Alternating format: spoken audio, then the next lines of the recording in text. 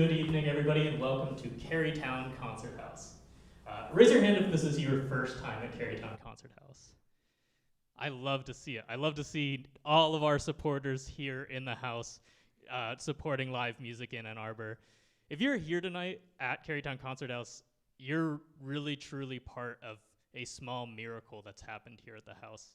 As we all know, this last year and a half has been truly tumultuous in so many ways, and we've had to make so many pivots and switches and all of this kind of weathering of this storm. And obviously we're still here in it just a little bit. But because of all of you that are here tonight and all of you that have supported us during this pandemic and all of you at home in the live stream, as you can see our little cameras up there, with all of your support, we've been able to survive and thrive through this time. So we just want to say thank you, thank you, thank you, thank you, thank you so much. And as we continue now in our 37th year at Kerrytown Concert House, I was telling somebody that we're in our 37th year earlier this week, and they were like, I remember when that place opened. You know, like that's the thing about Ann Arbor is businesses come and go and venues come and go, and then the ones that can really weather the storm, you know, and weather the change in this town, it's something really special. And I am and the staff here, we're so proud to be working on behalf of this truly incredible Ann Arbor institution founded by the great Deanna Relier, and now her legacy continued by our fearless leader, Monica Swartout-Bebo. So we're just so happy to be here in our 37th year. In addition to the support of all of you, none of this would be possible without the National Endowment for the Arts and the Michigan Council for Arts and Cultural Affairs. Without their support, none of this would be possible. So we thank them as well. And then that leads us to tonight's performance and tonight's series. Tonight's series is something that's incredibly special to myself and all of us here at the house. It's the inaugural edition of a series that we're presenting in collaboration with the Ann Arbor Area Community Foundation, entitled Passing the Torch. Raise your hand if you've been to a Passing the Torch series concert this far. We got a couple folks in the house.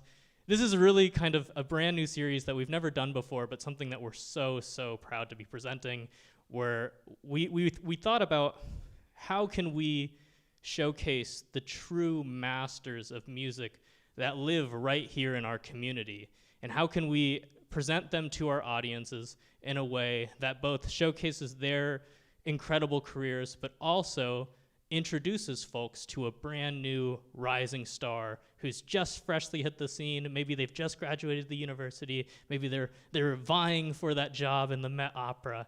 And so this is kind of the perfect way for us to be able to present both of those categories of artists for you all. So we're really happy to do that. Later on tonight, you're going to hear from our mentee for this evening, our young rising star, the great Olivia Johnson will be joining us this evening. Olivia, as of this weekend, is one of the 3 winners of the Michigan Met competition, the Michigan Regional Met competition. Yeah, give it up for Olivia. That's tremendous. Tremendous accomplishment. And so you'll be able to say, I heard her win, you know, for $25 and you know, and then you're paying thousands or whatever, you know. So we are so humbled and happy to have her here tonight. And joining our mentor for this evening and Olivia is the great pianist professor at University of Michigan, Timothy Cheek, will be joining us as well. And that leads us to, give it up for Timothy Cheek.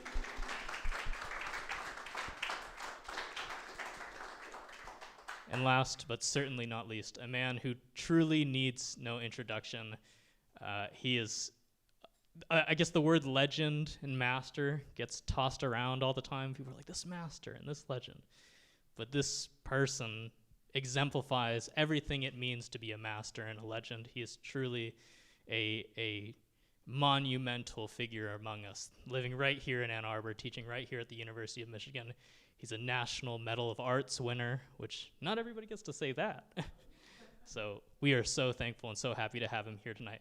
Please join me in welcoming the great George Shirley.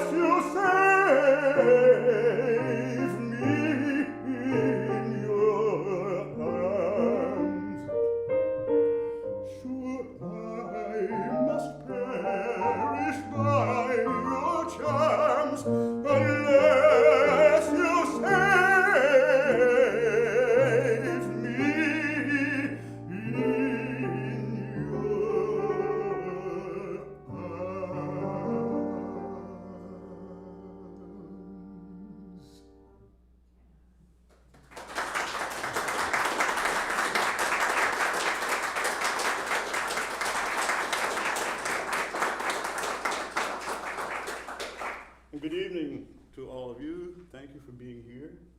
You note that this program sort of is a bit all over the place. It's very informal.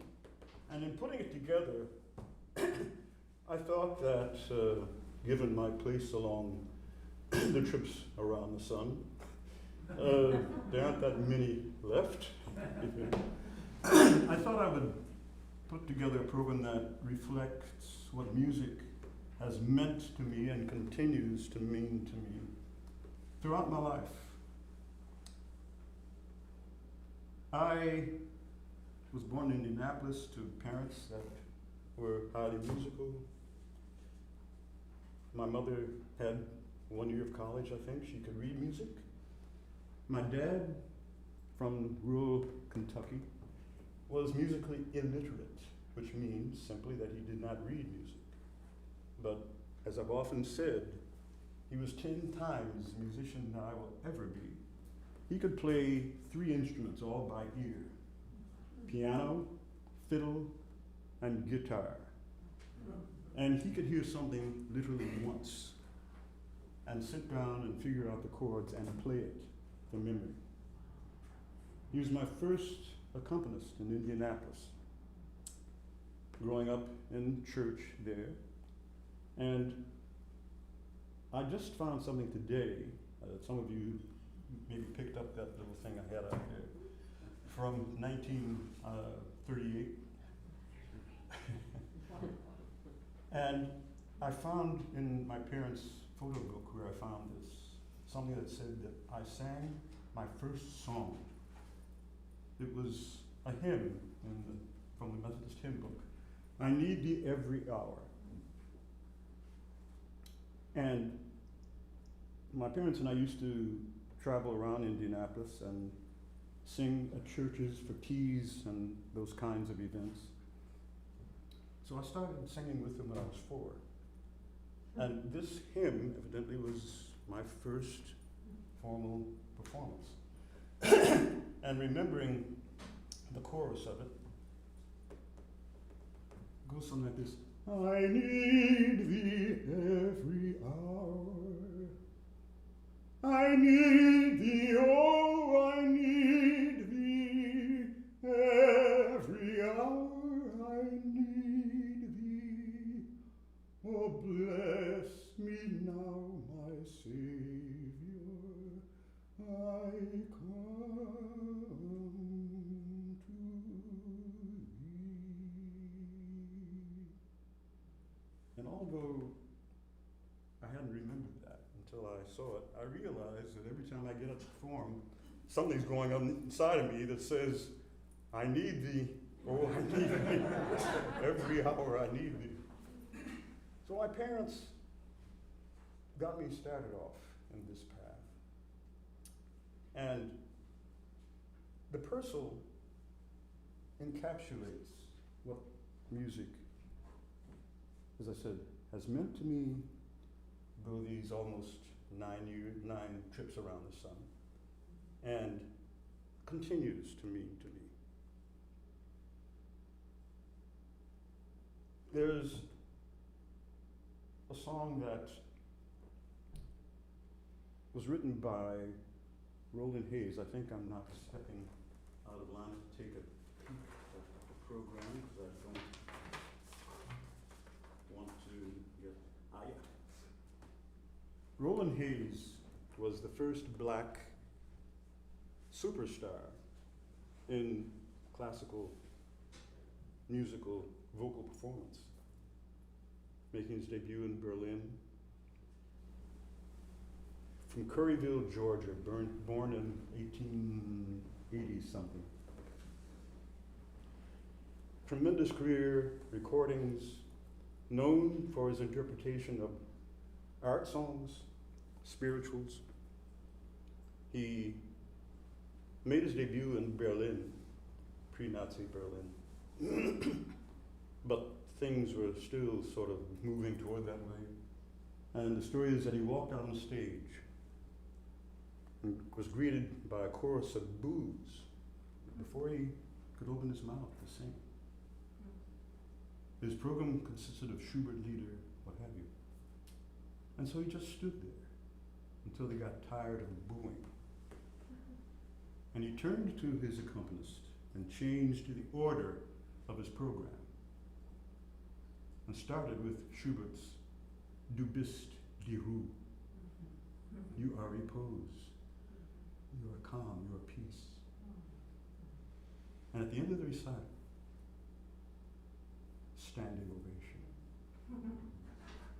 The power of music to touch the soul. He arranged a lot of African American folk song, spirituals, and he created a series of songs, based on the life of Christ. And Little Boy is one of the favorites.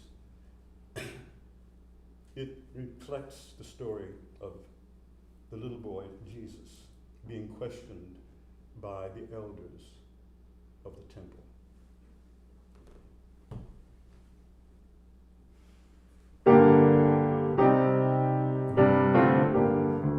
Little boy, how old are you? Little boy, how old are you? Little boy, how old are you? Sir, I'm only 12 years old. This little boy had them to remember that he was born the 25th of December. Lawyers and doctors who were amazed and had to give the little boy the praise. Little boy, how old are you? Little boy, how old are you? Little boy, how old are you? Sir, I'm only 12 years old. Lawyers and doctors stood and wondered as though they had been struck by thunder, and they decided while they wondered that all mankind must come under. Little boy, how old are you?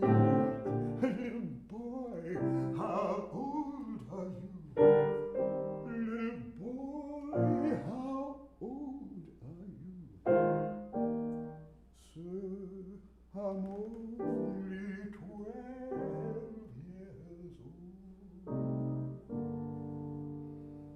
The last time the little boy was seen, he was standing on Mount Olivet Green, and when he dispersed of the crowd, he entered up into a cloud. Little boy, how old are you? Little boy, how old are you? Little boy, how old are you? Sir, I'm only 12 years old.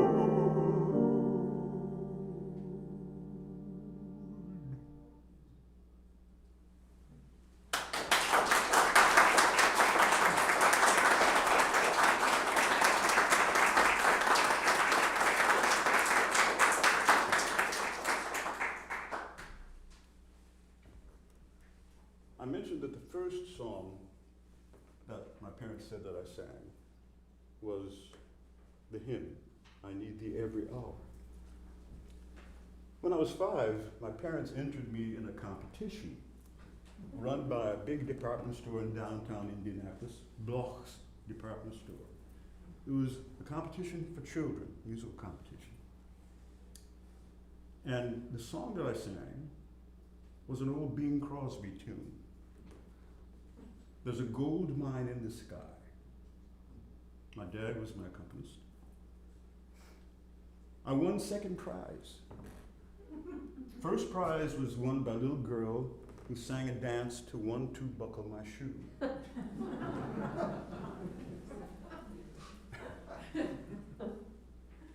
And the song went something like this. There's a gold mine in the sky far away. We will find it, you and I, some sweet day. There'll be clover there for you down the line, where the sky is always blue, pal of mine. Take your time, old mule, I know you're growing lame, but we'll pasture in the stars when we strike that claim. And we'll sit up there and watch the world go by when we find that long-lost gold mine in the sky. Far away, far away in the sky.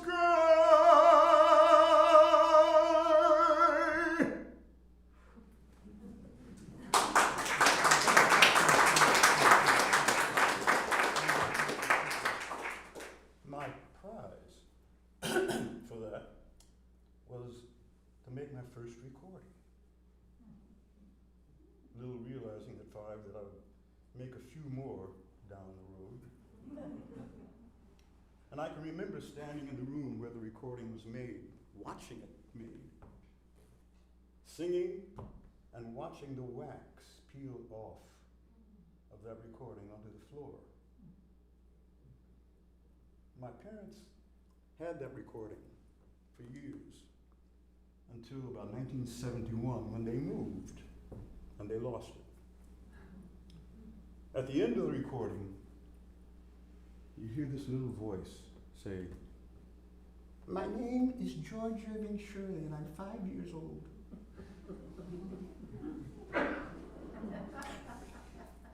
I wish I still had it, but it's somewhere and that gold mine in the sky.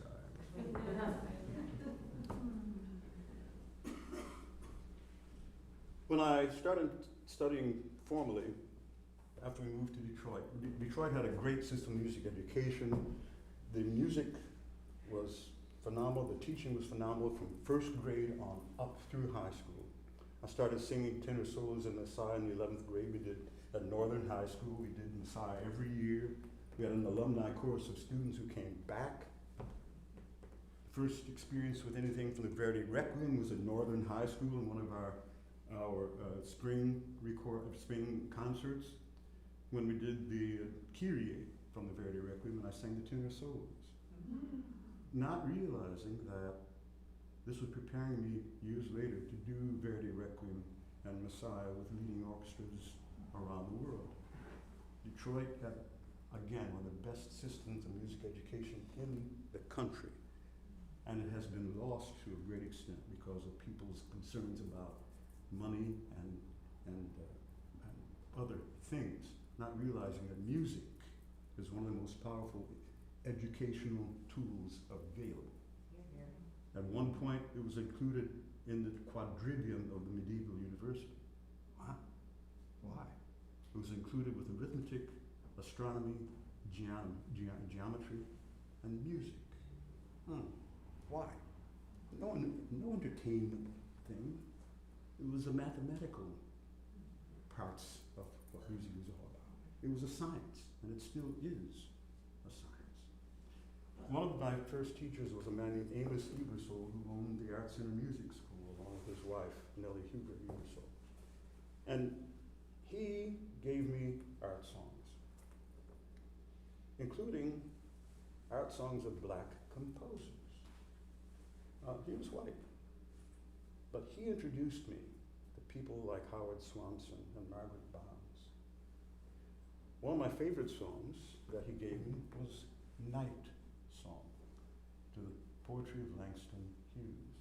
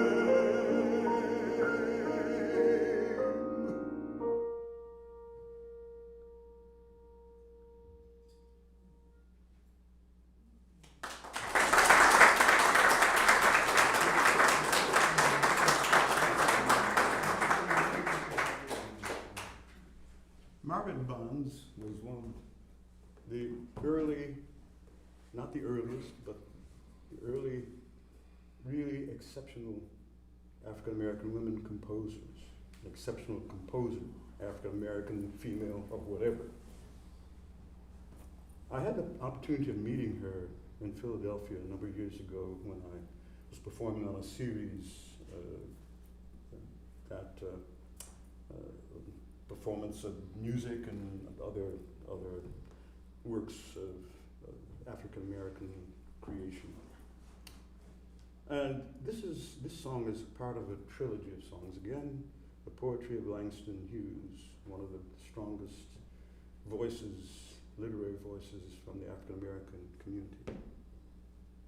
I too sing America.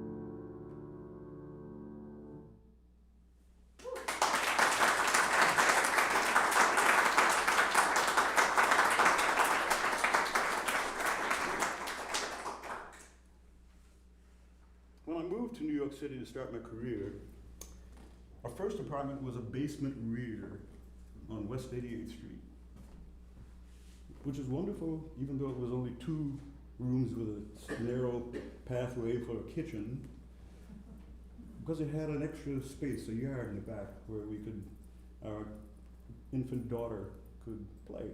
My wife didn't have to take her to Central Park all the time. It had a few other interesting inhabitants.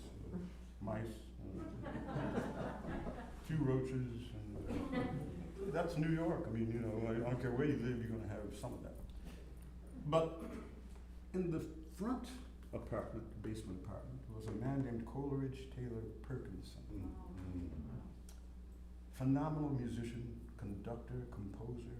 He was a pianist for Barbara McNair. Barbara McNair had a television show at that time, and he was her pianist, music director. And we struck up a really strong bond.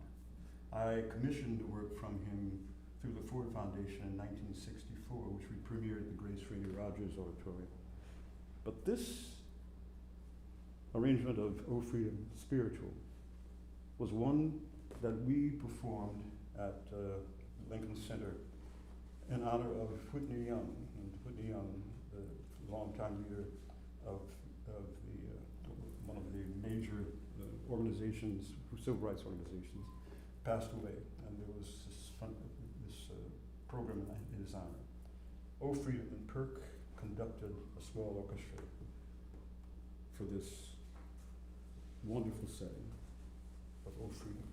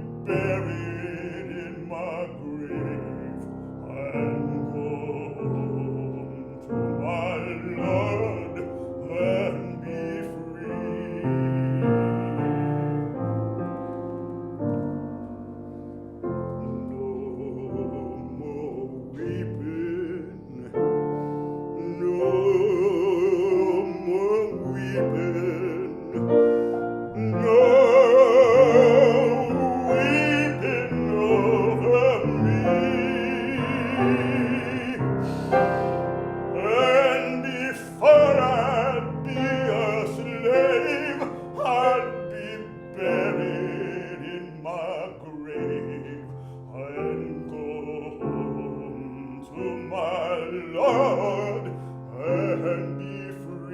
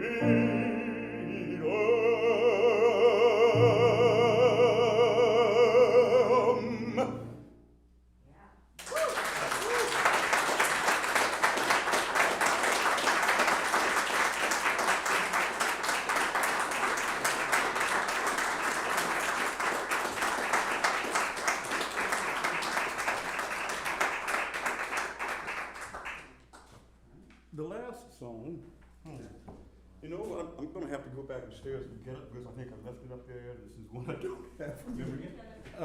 I can use. Thank you. Well, what's my name? These moments happen. Yes. This is a piece that This is Mahler, Gustav Mahler. I made a translation of this a number of years ago. And I thought that given everything that is going on in the world today, especially in this country, that, thank you very much, that the words and the piece would be appropriate to end this half of this my contribution to this moment. And I think I can read it without my glasses. It was here upstairs as well. No, I'm going to get my glasses. Pardon me for a minute. Can you do some maestro? Smart. Very smart. Yeah. Yeah, you did yours. That'll really help.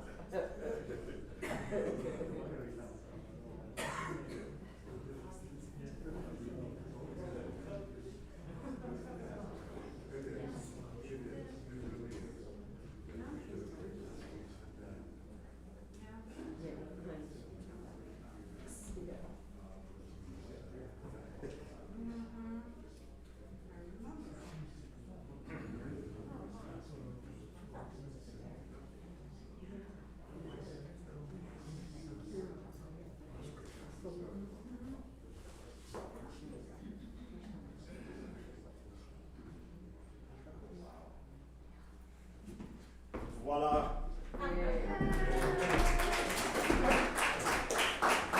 I changed my jacket.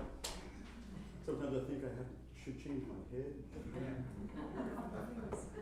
But anyway, this piece it's a real orchestral piece, but this gentleman over here has 10 orchestral musicians that he uses in a way that will paint this in a manner that is worthy of it.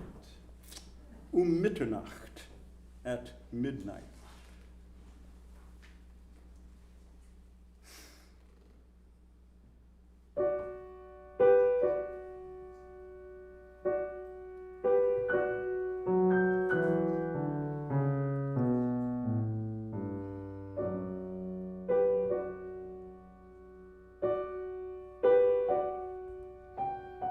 At midnight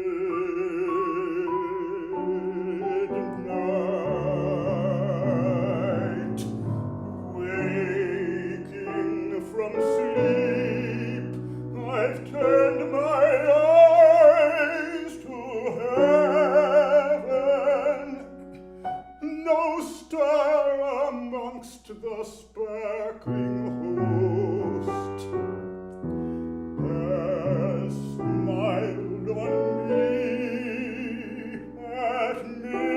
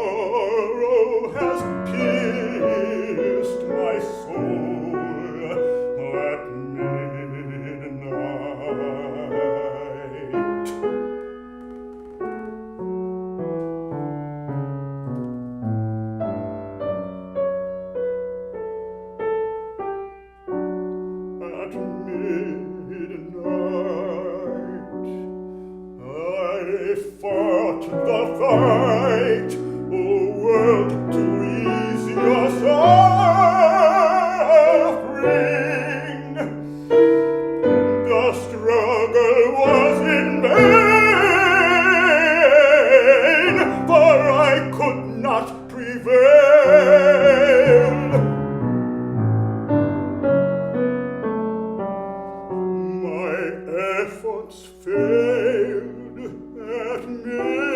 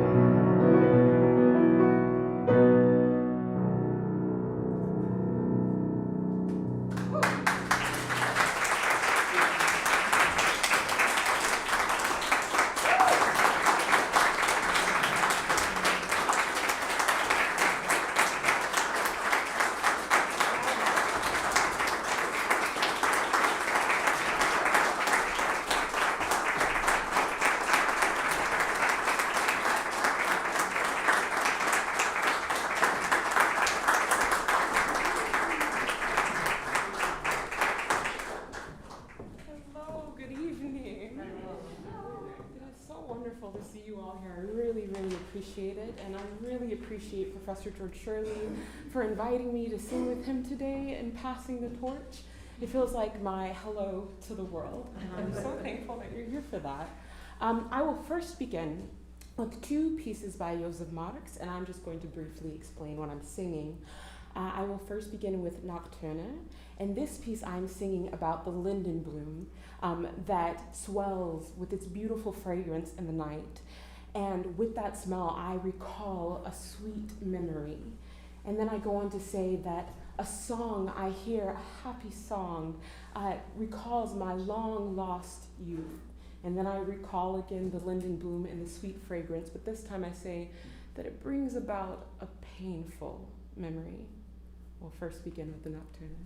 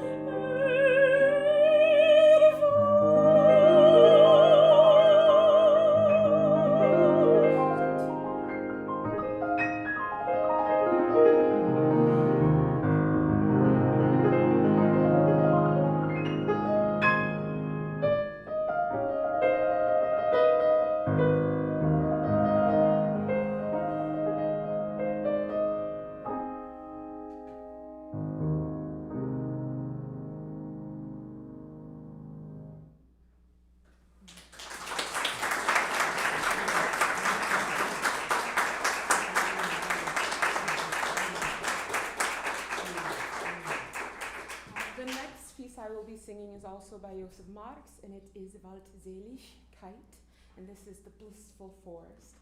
And in this poem, I'm saying that the woods are rustling as the trees become the night, as if they are listening blissfully while they are touching one another. And I am standing under their branches. I am completely alone, completely on my own, but completely yours.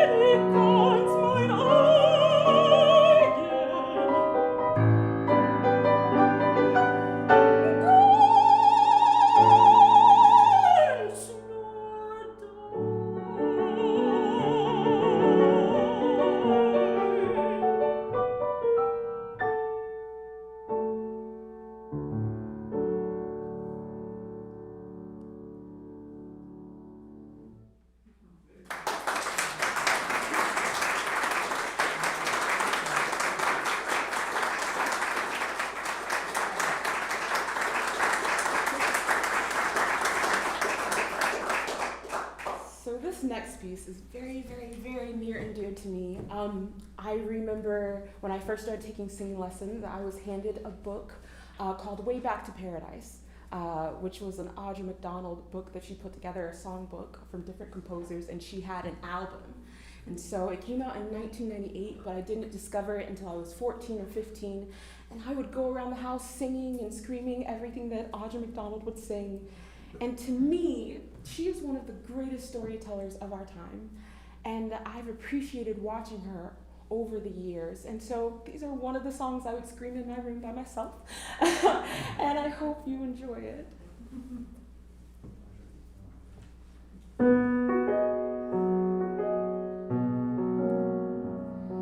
When I get to be a composer, I'm gonna write me some music about daybreak in Alabama,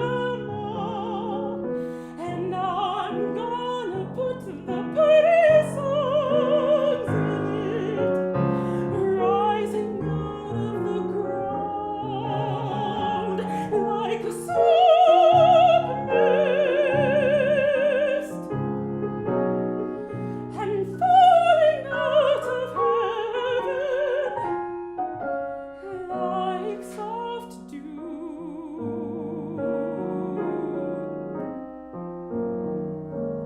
I'm gonna put some tall trees in it, and the scent of pine needles, and the smell of red clay after rain, and long red necks, and poppy-colored faces, and big brown arms, and the scent of daisy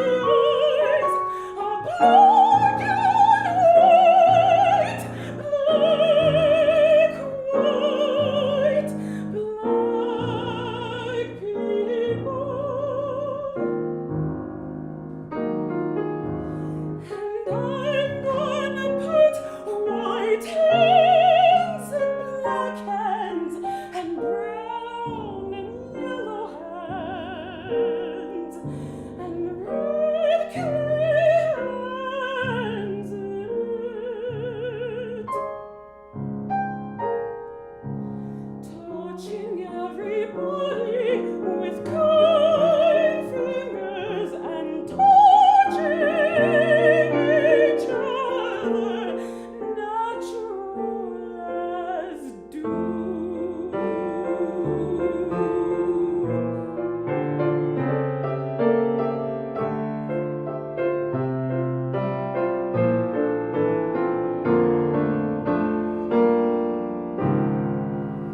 In that dawn of music,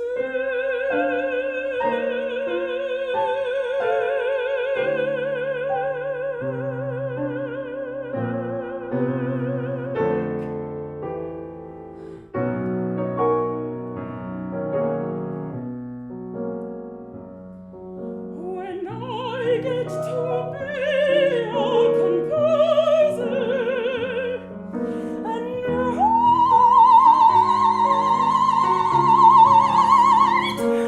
about daybreak in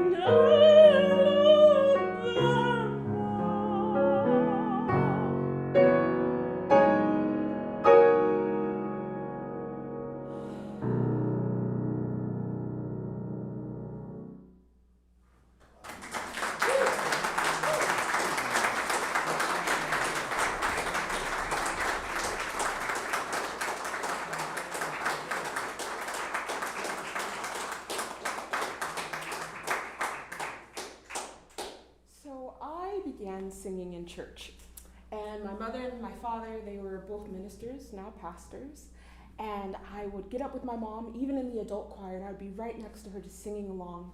And when her and I would sing duets together, I would always try to steal the mic from her and out-sing her. And so I always had a natural love of singing, even at the age of 4. And I'm really thankful to my mom and my dad for always allowing me to pursue my dreams. So I'm going to sing the spiritual for you. Thank you.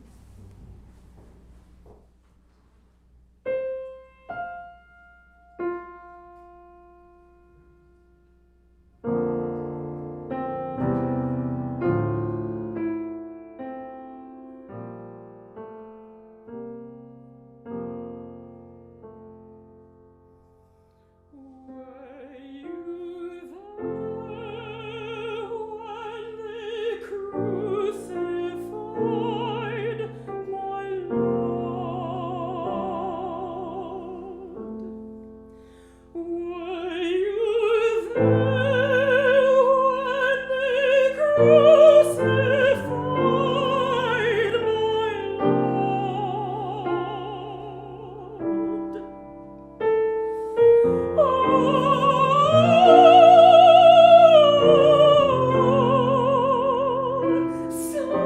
Sometimes it causes me to tremble, tremble, tremble.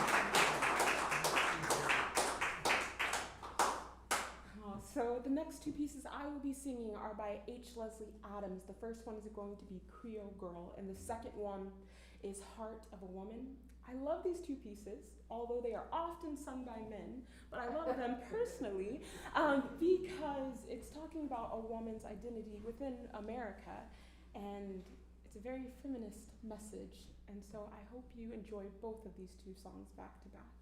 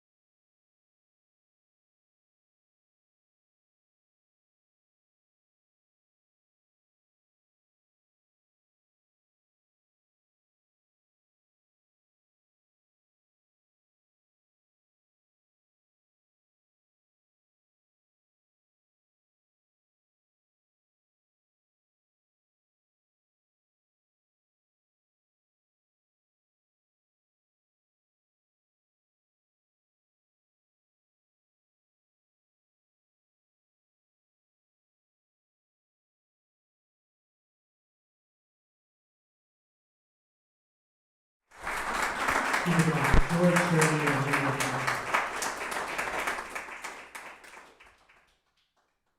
So one of the really great parts about this series is, as opposed to doing a typical intermission, it's really, we use this time as an opportunity to discuss what mentorship means in our community here in Ann Arbor and at large. And part of this series is to encourage all of you that are here today, all of you that are joining us at the live stream, to know how much it means to have these intergenerational relationships and cultivate mentorship among those in our community. And so what better way to do that than to bring up our mentor and mentee for this evening, George Shirley and Olivia Johnson, to speak on that.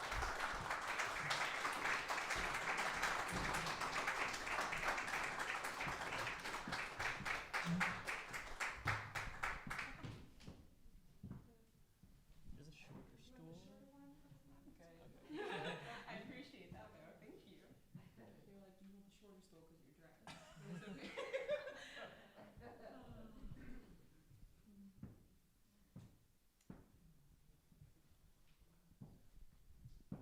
First of all, thank you so much, both of you, for joining us tonight. One more time for both of these remarkable artists.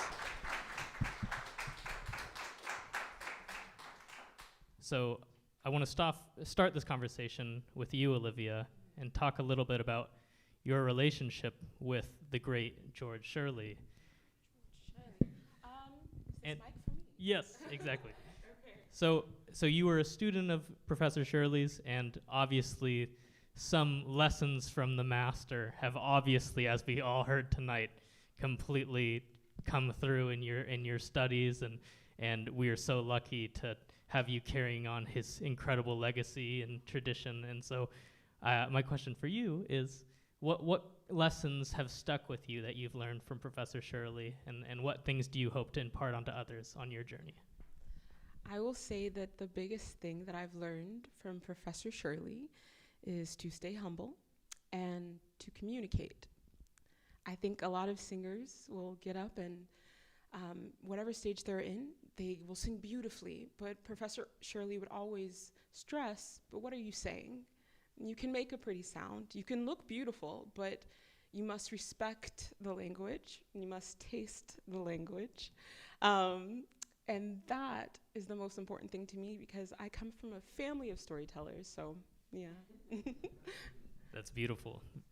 Professor Shirley, I along those lines, it's no secret that beyond being one of the most incredible singers and performers of our time, that you are a tremendous educator and have had so many come through your ranks, and so many have been so blessed to learn so much from you. And what I want to touch on is you've been teaching for upwards of 60 years now, and so many great students have gone through your studio. And now we have folks like Olivia who are just taking the scene by storm. What do you see in terms of education and vocal education today? What have you seen that's changed for better or for worse? And what do you see, where do you see the trajectory of vocal music today? Well, I think one of the things that is influencing teaching today is the infusion of scientific knowledge of vocal function, vocal pedagogy. Although there were many singers, great singers, who sang beautifully when told to sing from the diaphragm, that was it, and to stretch your soft palate, your velum. There's no mouth down there at the diaphragm. And there are ways of elevating the velum that can really be not that effective. So finding the way of triggering the responses from the body that certainly make one feel as though they are singing from that area where the diaphragm is attached to the sternum. There are ways of doing it without pushing and tugging the stomach. I mean, the mind is the basic control of everything except a nervous twitch, and that's what I've read. And using one's imagination, having a knowledge of anatomy and how it functions, and thinking in a way that the body responds naturally rather than trying to manipulate. So vocal pedagogy is a big force in teaching today. Universities, colleges, schools of music have vocal pedagogy courses that students have to take that tell you what's going on in your throat when you are making sound, what's going on in your torso when you're making sound.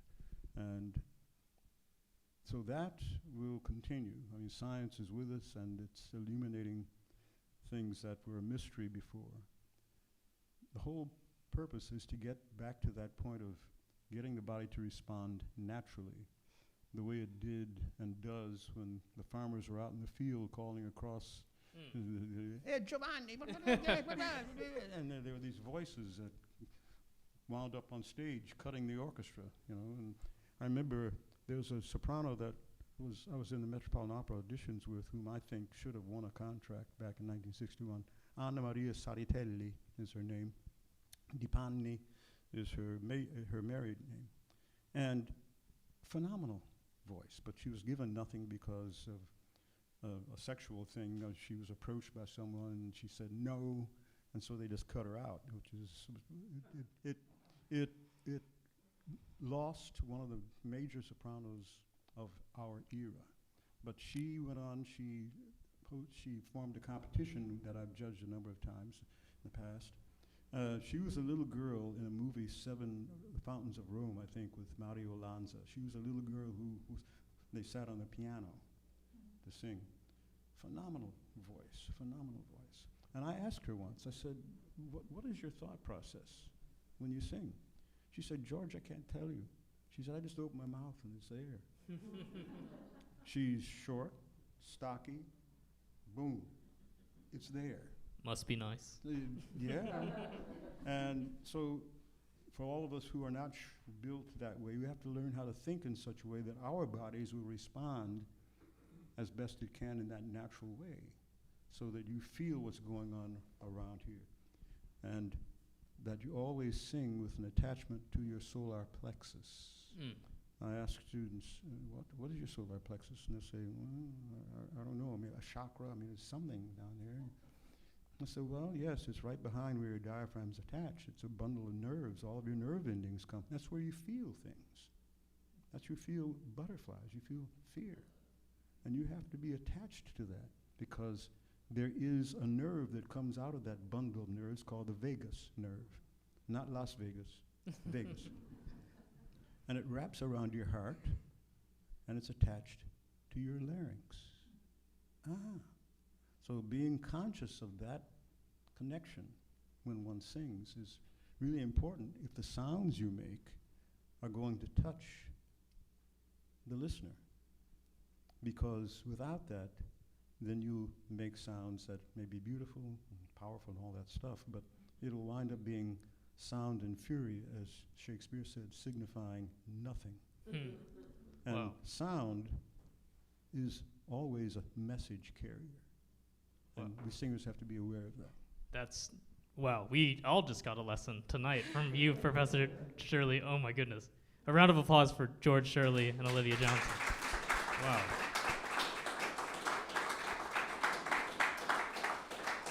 At this time, I would like to open it up to the audience, if there are any audience questions. Anybody? Any brave souls? Have any words for? Yes, right here. So how do you practice every day still? How does the more advanced in age person keep their voice going? So just for the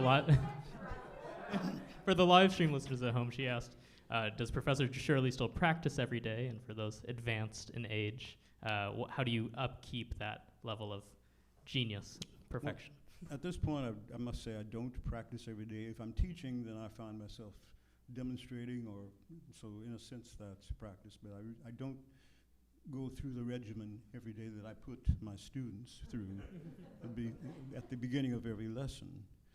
At this point, maybe I should, but the spirit can be willing, but the flesh can be weak. And I'm not singing that much, so when I have something like this to do, I have to work to get in shape. I thank God that genetically I have what has functioned for me all these years and continues to a degree, even though somewhat impaired at this point by acid reflux. That bothers me, but I'm able to sort of get around it. And so it is, I just feel blessed that I'm still able to function at this point. I try to eat properly. My wife cooks for me stuff that I think it's healthy.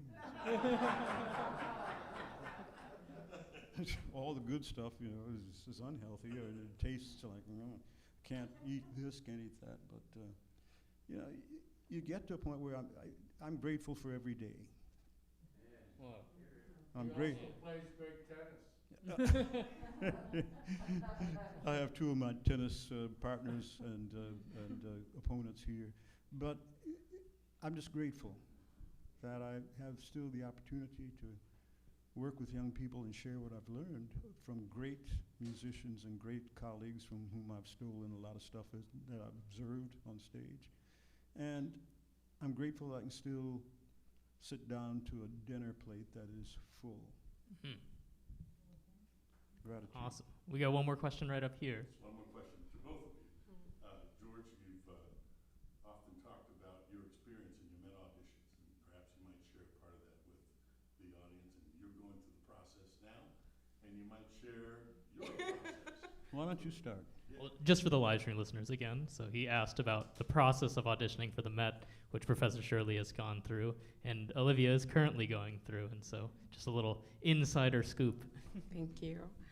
Yeah, so I just passed the district round, and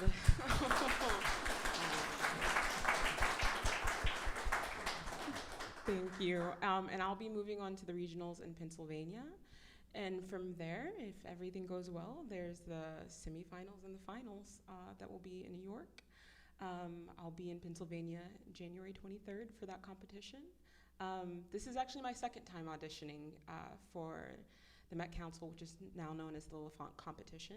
And I learned a lot. The judges gave great feedback, and I gave it a few years, and then life happened to all of us. And this season, I just had a feeling. I had a feeling because I will say that I feel more full and more complete in myself as an artist than I've ever been. So we'll see what happens. I'll tell you the rest of how it goes and how the competition is like, but Professor Shirley can tell you more. The first time I entered was 1959. I had just gotten out of the Army. I'd just changed my career path while I was in the Army. I changed it from teaching in Detroit. I was teaching at Miller High School when I was drafted. And I went into the United States Army Chorus after first going in as a bandsman in Fort Leonard Wood, but I didn't want to spend 2 years doing that, so I went and auditioned, and they accepted me to my surprise.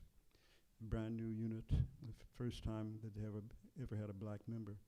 And during that time, one of my colleagues, a fellow named John Gillis, Jack Gillespie was his name, sang as John Gillis and spent years after he came back from singing in Germany, teaching at Texas Tech. Produced a lot of star singers like Susan Graham, Terry Cook, and he just passed away. For me, a tremendous loss because he was like a brother. And he kept urging me to study with a man that he was studying with privately in Washington, because a lot of the members of the chorus were studying privately. And I didn't want to do that because I wanted to come back to Detroit and resume my teaching career and start my family. I mean, our daughter was married. Our daughter was born in 1957 at Walter Reed Hospital, and so I wanted to get back. I didn't want to spend 3 years in the chorus. It was a 3-year deal. They took me in only for 2 years. I was grateful for that. But I wanted to get back, but he kept urging me, so I finally just went to sing for the teacher, and the teacher said, "You study with me 1 year, I guarantee you'll have a career." Well, I thought about it, and I decided with my wife's, she said, "Whatever you want to do is all right with me." The second mistake she ever made in her life. So I signed up for the extra year, and I studied with this fellow, Timmy Georgie. I'm a man of faith. About 2 weeks after I signed up for the extra year, I got a call from a woman in New York City named Sally Tournow. And she said, "I run a small opera company in Woodstock, New York. This is giving you an idea of how this black guy from Detroit, who hadn't seen an opera, he sang his first opera at Wayne when he was a senior, but that didn't say this is going to be your life. But how I wound up doing what I've done." And she said, I want to run this small opera company in New York, Woodstock, and we just lost one of our tenors, and our bass told me to call you. Well, the bass was a fellow from Detroit that I didn't meet until I was in the chorus, Ara Berberian. And Ara took a law degree from the University of Michigan, never used it, wound up singing for 20-some years at the Metropolitan Opera as a bass. And he had gotten out of the Army chorus about 2 weeks before I was due to get out, and he didn't know that I had extended. So he told her to call me. I said, "Gee, I just signed up for an extra year in the chorus, so please remember me for next year. I'll be getting out in '59. She said, "Well, come up in January and audition for us, and we'll see where it goes." And I hung up the phone, and I looked up. I said, "You trying to tell me something?" So I went up and auditioned. They gave me a contract. Wow. Small company, 7 singers, no chorus. We sang everything. I made my debut as Eisenstein de Fledermaus. I sang Rodolfo. I sang Belmonte. I sang 2 or 3 other roles. In this little theater, 2 pianos, perfect place to start a career. I didn't plan any of this. It was there for me. When I got out of the Army in '59, I decided I would enter the Met auditions. So before I got out, I wanted to get some feedback because I didn't know what I was getting into. You know, I had no idea. So I entered the Met auditions in the Middle Atlantic region, Washington, D.C., and I didn't win. I went to the reception following it, and I was standing there. And 2 men came over to me. One was John Gutman, one of the assistant managers of the Metropolitan Opera, and the other was Howard Hook, who was chairman of the auditions, national auditions. And Gutman said to me, "We want you to know that we like what we heard you do. We don't think you're ready to go to New York City yet for the semifinals, but keep doing what you're doing." I won. That's what I needed to hear from people who knew what this was about, this thing was about that I was getting into. So in 1961, 2 years later, I had won a competition that took me to Italy to sing Rodolfo, and that was a positive experience. I got good reviews, and while I was there, I entered a competition, a big competition. I won second. I shared second prize. There was no first prize given. So I was on a roll. I came back and I said, I'm going to enter the Met auditions again, because I think I'm good enough to earn some money. It was important for the family, money. So the auditions came, and I got into the finals. And my aria at that time was Nessun Dorma. That's what I was singing to and winning competitions with. And it was interesting because before the finals, I was called by John Gutman, the judge that had spoken to me the first time. And he said, "What are you going to sing for the finals?" I said, "Well, I'll sing O Paradiso or Nessun Dorma." He said, "Well, sing Nessun Dorma, because we think if you do well, we might have something." So I said, okay. So auditions came. I sang Nessun Dorma. I got one of the best ovations I ever got at the Met. But I wasn't thinking I was going to get a contract. I thought, I'm good enough to maybe get one of those $2,000 prizes, or $1,000. Well, there's a photograph of me that appeared in Saturday Review that was taken right after it was announced that I'd won the contract. And I'm coming out on stage, and I look like I've been hit over the head with a club. I was absolutely stunned when they said, first prize. That was my experience.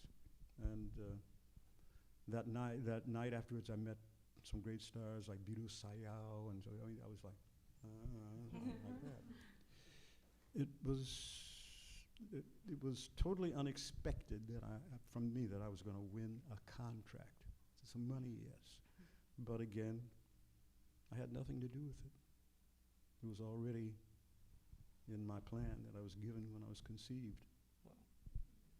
Like the ability to do it, like the work ethic necessary to help it to grow. I can only be grateful for it. I didn't do it. I used to sing a song to the poem Invictus. I don't know if any of you know that. It ends by saying, "I am the master of my fate. I am the captain of my soul." And I no longer believe that. I don't know what's going to happen to me when I leave this building. I'm not in control of it. I don't know what's going to happen tomorrow. I didn't know when I was a student in Northern High School. I'll stop in a minute. The Army Chorus didn't travel that much, but on occasion they would put a trip on. We went to California in about 1957 to do a concert in Red Rocks in the mountains for the ROTC, and then the captain put on a concert at Red Rocks Amphitheater in Colorado. We had about 3 days available, free, so we went, 4 of us, including our barbarian. We rented a car one day and wound up going to the University of Colorado and then to Central City. About 4 o'clock in the afternoon. Central City is an old gold mining town, and they have an opera house. And we were walking down the main drag, and I saw somebody he'd been in law school with here in Michigan. The fellow was the chief tour guide and also the chief usher for the opera. So we had 4 tickets to see Rigoletto with Frank Guerrera, one of the Met stalwarts, with Joan Carroll, an American soprano who was singing in Germany and doing Gilda, and John Crane, tenor who sang at New York City Opera. And I sat there that night. This is the first opera I had ever seen, 1957. And listening to John Crane rip the walls out of that theater. Della più bella incognita borghese toccare il fin dell'avventura e voglio. And I thought to myself, man, it's a good thing I never wanted to be an opera singer because I couldn't do that all night long. Little did I know that night that 4 years later, I would make my Metropolitan Opera debut with Frank Guerrera in Così fan tutte. And the 3 years after that, sing the American premiere of Alban Berg's Lulu with Joan Carroll in Santa Fe. I didn't plan any of that. It was already written. And I've just followed what appeared to me to do. And it'll be, from my point of view, I know not everybody believes this, but from my point of view, it will be the same for this young woman. And it'll be the same for all of the students at the School of Music and the School of Medicine and the School of Law. Here again, our Iberian had a law degree. He never used it. One of the leading bases at the Metropolitan Opera. Go figure. Wow. One more time for George Shirley and Olivia Johnson.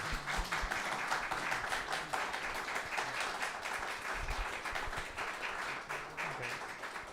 Just going to do one last quick question for Mari here.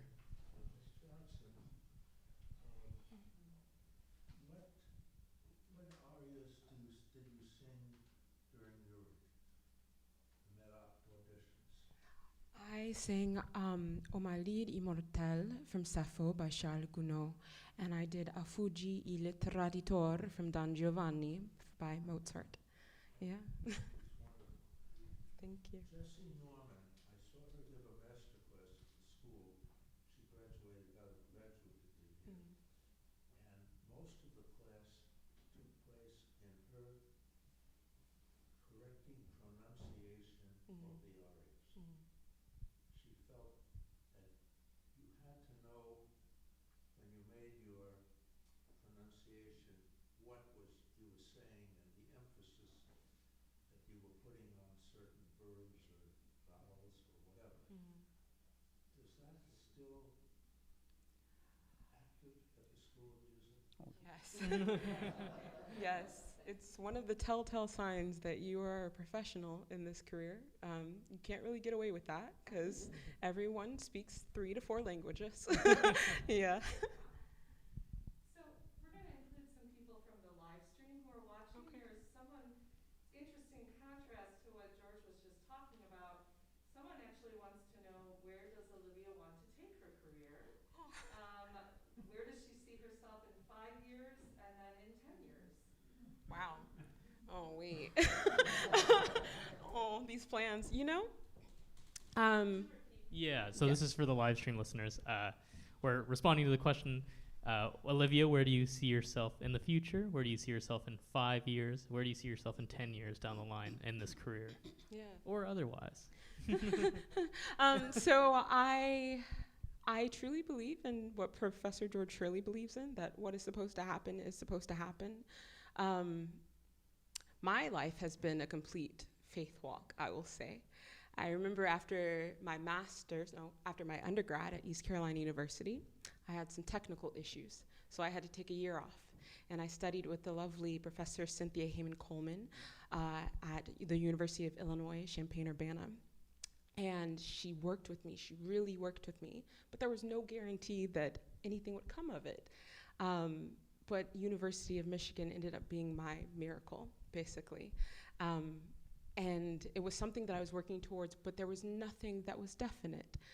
So with this career, nothing is definite, but it is my hope that someday I will be able to lead in African American chamber operas and operas, and particularly modern operas, because I love American opera, and it's a genre that is starting to grow and is starting to be recognized. So I hope in 5 years I'm known for that. I'm starting. I just did Blue with Michigan Opera Theater, and I was girlfriend number 3.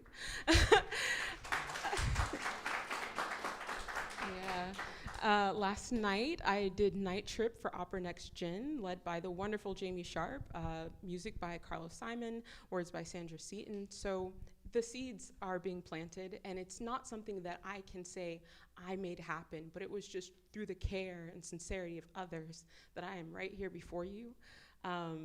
But for the rest of my future, I hope that I continue to sing, and I just really want to sing for everyone and anyone all across the world. That's really what I hope to do.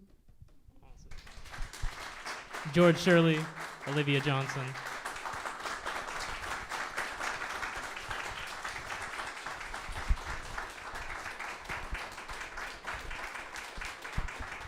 We're going to reset here for their final duet, and then we'll get back with some more music. Thanks so much.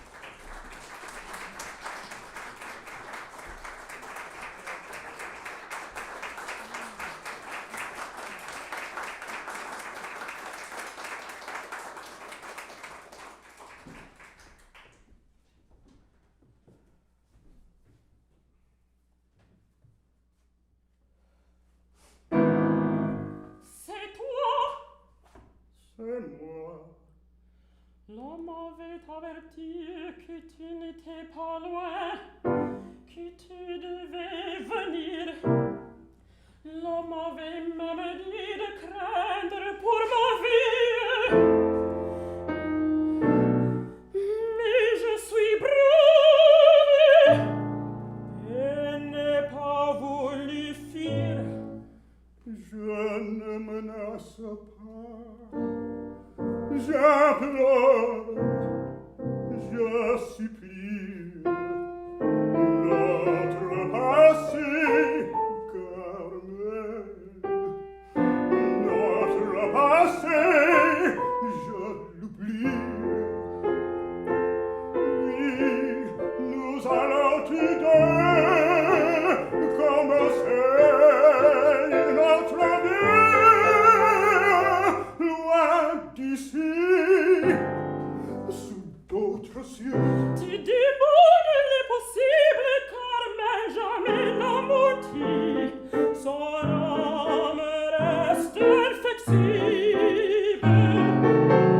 Entre les toi, tout est fini. Jamais je n'ai menti.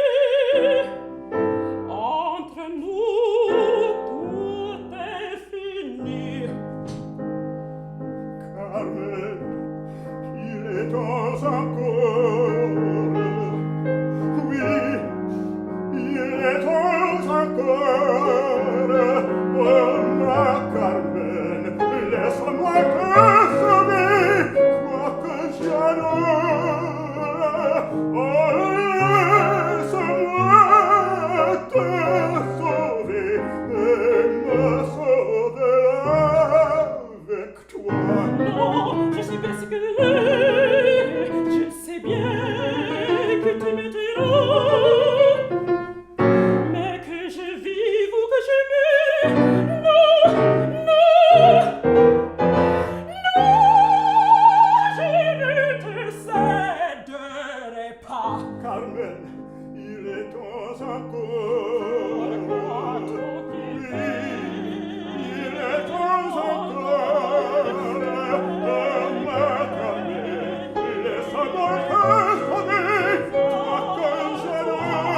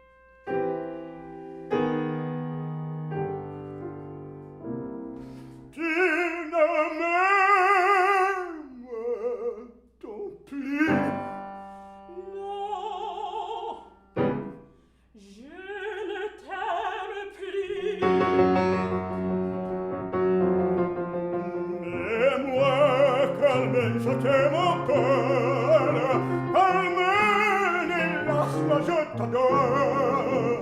Pourquoi pour tout cela que tu me superflues? Carmen, je t'aime, je t'adore. Eh bien, s'il est faux pour te plaire, je resterai bandit, tout ce que tu voudras. Oh, tu m'entends, oh, tu m'entends, oh, mais ne me quitte pas, ma Carmen. Souviens-toi du passé. Nous nous aimions naguère. Ne me quitte pas, Carmen. Ah, ne me quitte pas. Jamais, Carmen, que ne dira